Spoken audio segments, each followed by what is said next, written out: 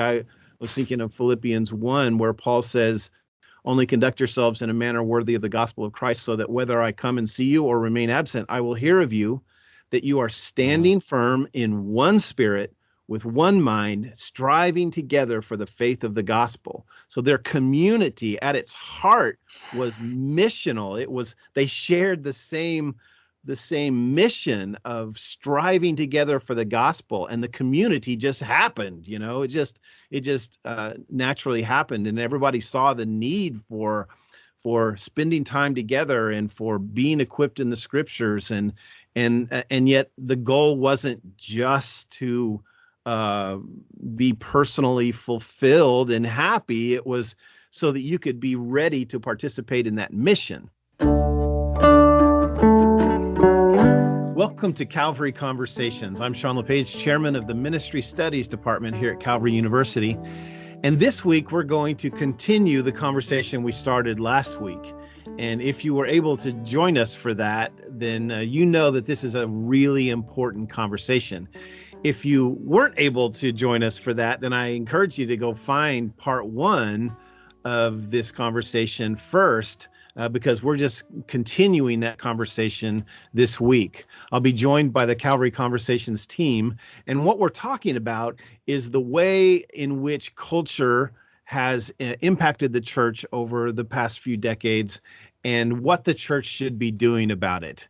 So I'm so glad that you've joined us today. Enjoy the conversation.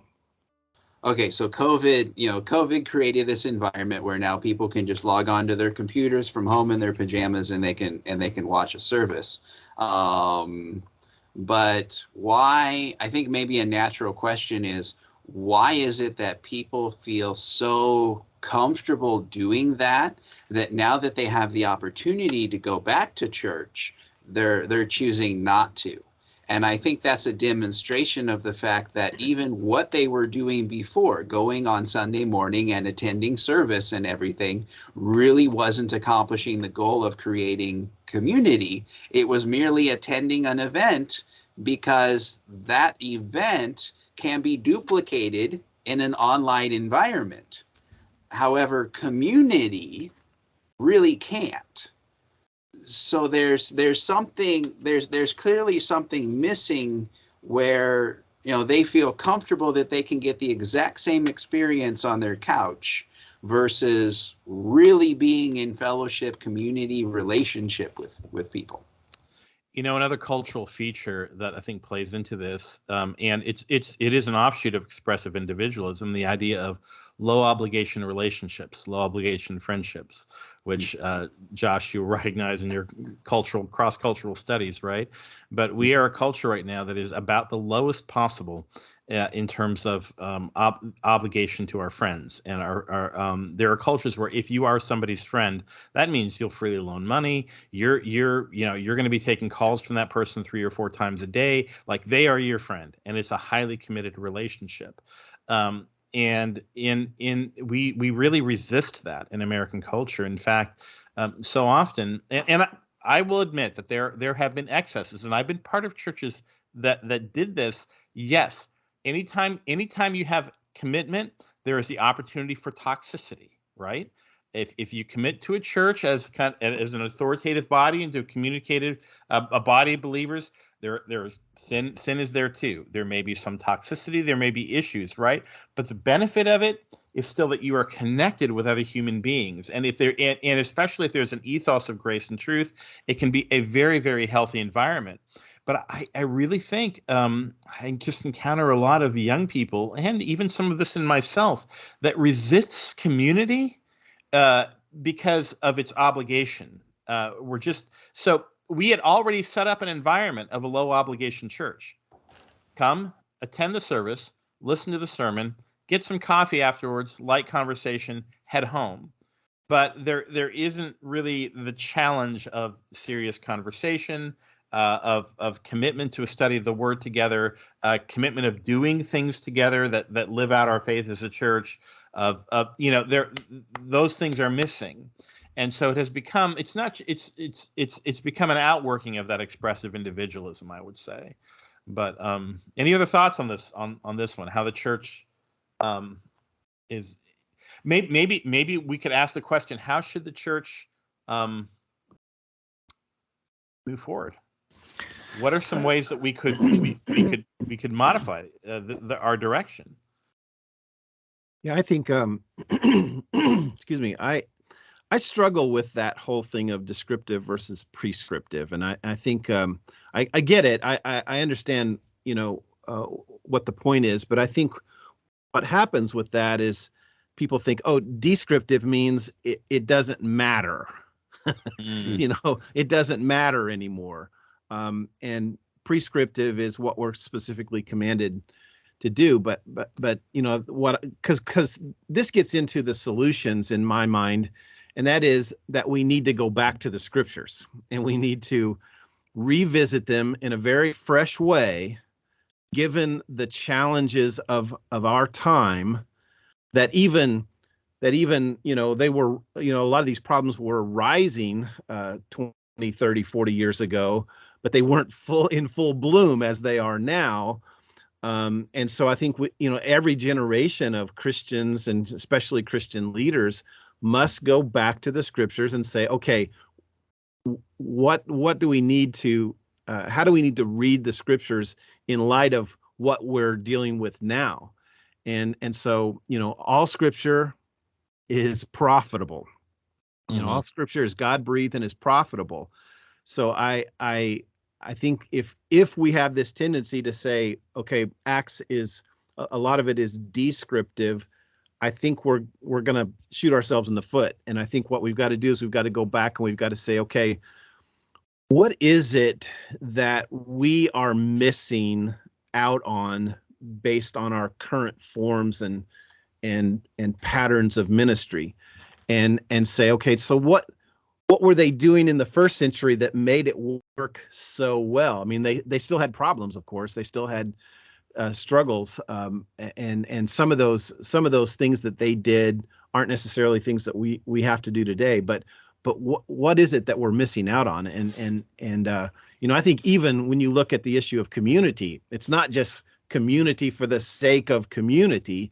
It's that early church, they all shared the same mission. Like I was thinking of Philippians 1, where Paul says, only conduct yourselves in a manner worthy of the gospel of Christ, so that whether I come and see you or remain absent, I will hear of you, that you are standing firm in one spirit, with one mind, striving together for the faith of the gospel. So their community at its heart was missional. They shared the same mission of striving together for the gospel, and the community just happened. It just naturally happened, and everybody saw the need for spending time together and for being equipped in the scriptures, and yet the goal wasn't just to be personally fulfilled and happy. It was so that you could be ready to participate in that mission.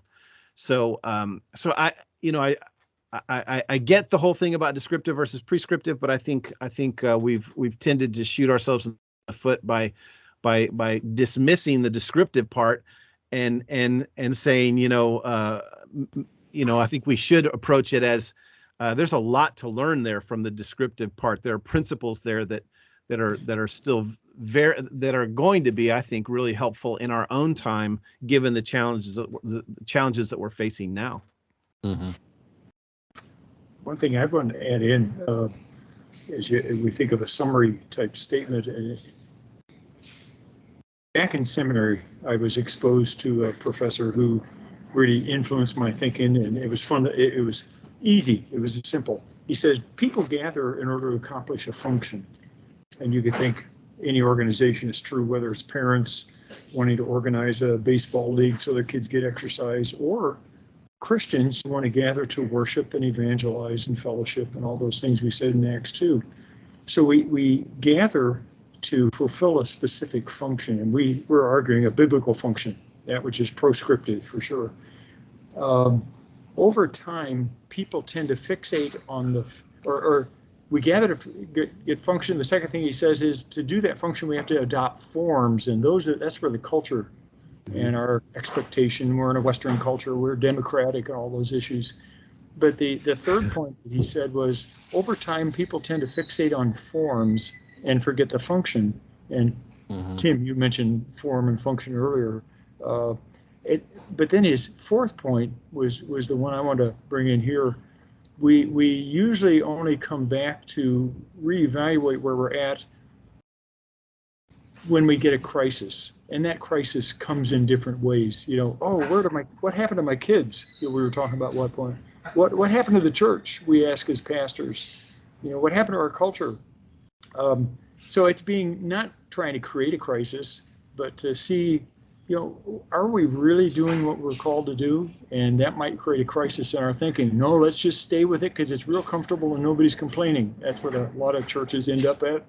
I'm an elder in a church, and I try to think about that all the time. Where are we at? Are we really fulfilling the biblical functions? And if we aren't, unfortunately, to wade into it, I might create a little crisis. And so we have to be comfortable with crisis in that sense, because it challenges us. What are we really doing, and why are we doing it? And what's the best way to do it? All right, so it's wandering back and forth, but we've got to deal with the culture in light of what God calls us to do, and it's always going to be a struggle, I guess is what I'm saying. Not to say at the struggle side, but to acknowledge that that's just part of living in this sin-cursed world. I think one of the things we have to do is not be afraid of the fact that what church is radically countercultural right now. And Tim Keller, I love the way he puts this. It's, he kind of laughs as he's a, preacher in New York. He often hears sort of the narrative, well, the Bible's great and everything, but it just has so much in it that's out of step with modern culture. It's a bit, out of step with the way things are really done around here, in our times. Is this new? Absolutely not. The Corinthians thought the quaint morality of Scripture was very much out of step with their culture. With the sexual freedom of their culture, it's right. That's just one example. The Bible has always been out of step with culture, because man-made culture will always have key elements in it that are out of step with the way that God had intentionally designed things. And it is our job in grace, but as Christian leaders, to point that out. Okay. Where the function doesn't matter, sure, embrace, right? But where the function is modified by culture, we really need to stand against that and show that there's a better way. That's the thing too here, is that I think ultimately people are craving this kind of purposeful community. People are craving the very thing that expressive individualism works against. And I think that obviously we're not here to sell community. It's the gospel of Jesus Christ and the radical transformation of becoming a child of God that is ultimately at the core of the gospel. But that radical community is something that I think I need to do a better job of painting the picture of that for the generation that I'm influencing. Well, so let me paint a picture here, because I've been the solo pastor who was struggling to maintain a budget. We had expenses, we had salaries, we had a building that cost money, and so on and so forth. So a lot of our temptations, our struggles were, if we don't keep a certain, at least a certain number of people happy, then we cannot pay these bills. We cannot deal with the financial commitment we have. And frankly, we were a small church. I know a pastor friend of mine recently, they built a building, and so they have like a $5 million mortgage, So this is our system, though. This is our system, that our churches are complex in that we have lots of debt and lots of salaries, and therefore families that are dependent upon a crowd of people still being happy enough to continue contributing. But what I really believe is that you don't see that system in the New Testament. And I think that's one of those things that's descriptive. We might say it's descriptive that the churches were very simple, and they didn't have, they met in homes, and so they didn't have the expense of buildings and necessarily didn't necessarily have salaries and that kind of thing and I think that freed them up to preach the word in season and out of season, and so the reality is that our forms have really locked us in, and I really feel for all the pastors out there and the ministry leaders and the elder boards that are dealing with the reality that the form that we have all adopted means that we've got to have a certain number of people happy enough to keep giving to our churches. So what do we, what's the answer to that? If we start disrupting things too much, then, we get saddled with, bills that we can't pay and other things like that. And so, what is the solution ultimately to dealing with the kind of problems it would take, it would cause to change our forms, to revisit the New Testament in a fresh way and really get back to the principles that make us strong. Because personally, what I see in the New Testament is and really getting at one of our biggest problems today is the emphasis on numbers, and everybody agrees that it's an unspiritual kind of goal, but it is the reality that our forms require numbers. And so when that's the case, it can cause a lot of problems if we actually, preach the way we should and teach the way we should. But actually what I see in the New Testament is an emphasis on strength rather than numbers. And so I don't know, I'm anxious to hear you guys respond to that, just the reality of our forms and the cost of our forms. Well, in America, success is bigger, right? Yeah. I mean, success. If you're successful, that means you are bigger. You have more money. You have more reach. You have a larger ministry, and so that's what we strive for. But bigger doesn't necessarily mean deeper. We're all familiar with the term a mile wide and an inch deep, and for just if we look at the statistics today, right, the shrinking number of Christians who have a biblical worldview, at some point we have to ask ourselves, are we designed to accomplish what we're supposed to be accomplishing? Is our form actually achieving the function, that the biblical function that Scripture lays out for us? And I think all of the statistics that we would look at today would say no.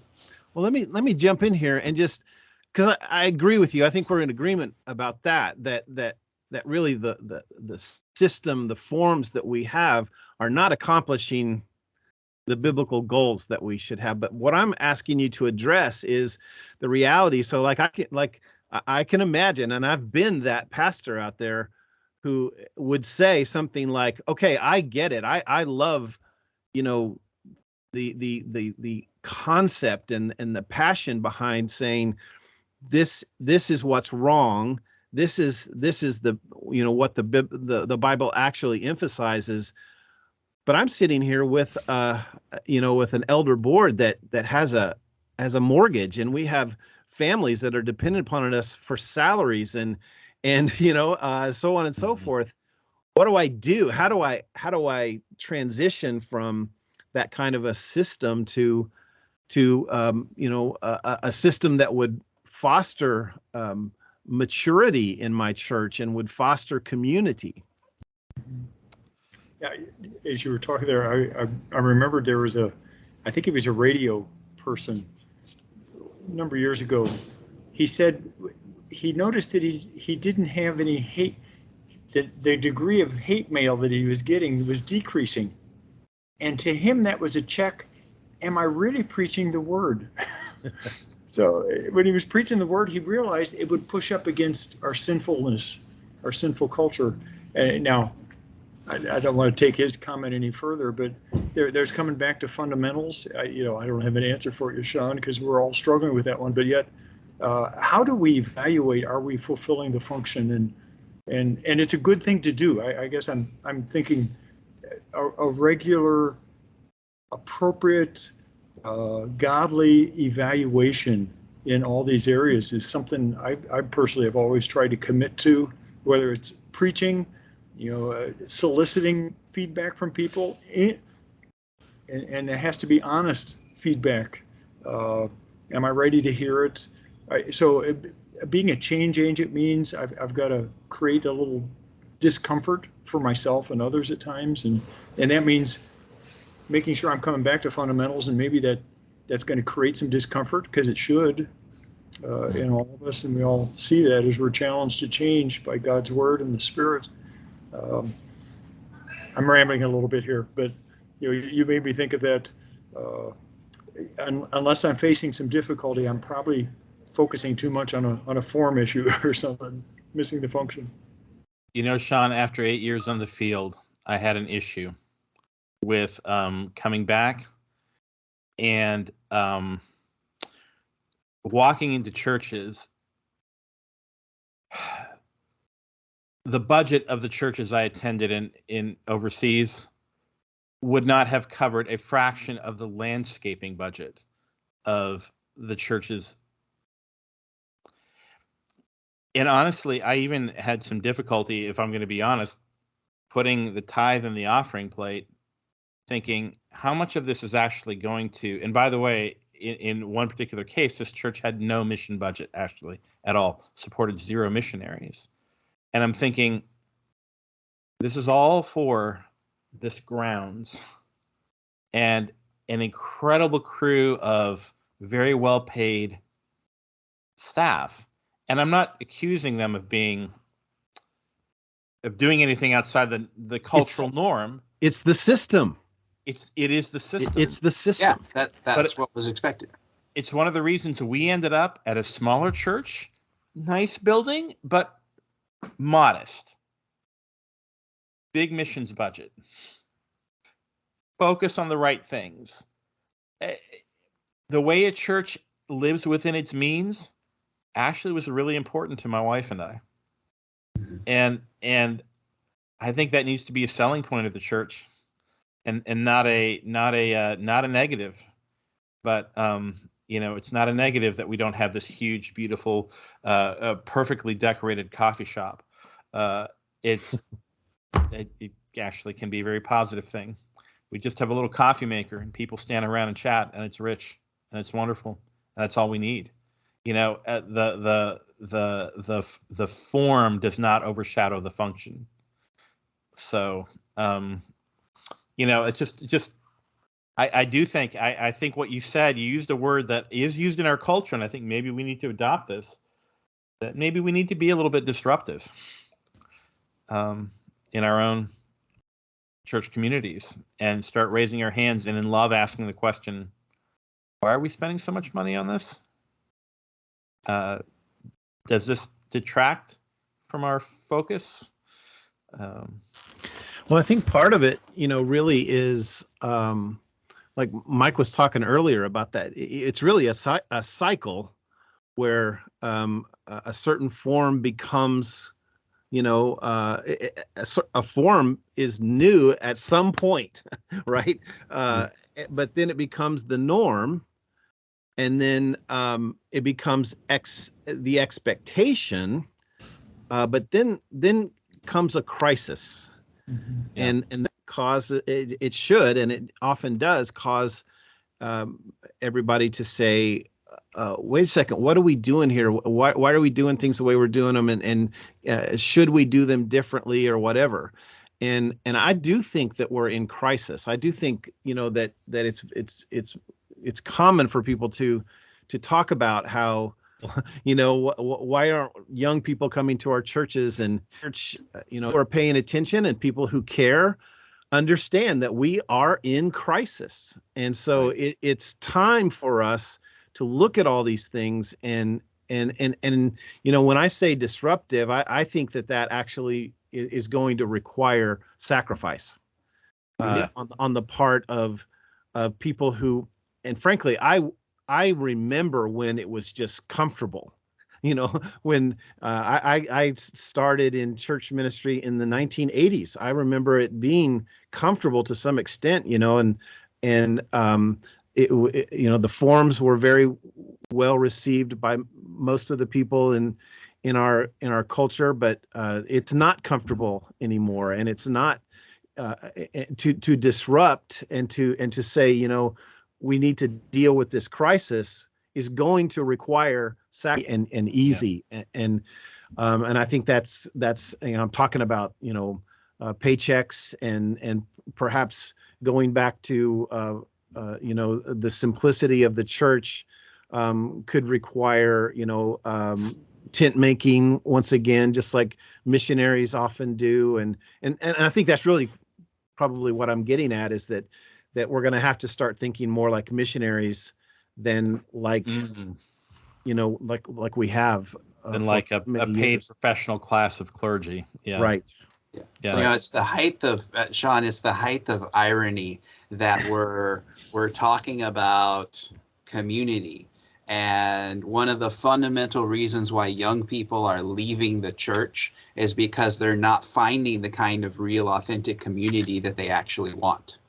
They're not finding that within the church, and so they're going to get it somewhere else. And that's one of the fundamental reasons why they're leaving. So, and we tried entertainment, right? I mean, the church has tried that.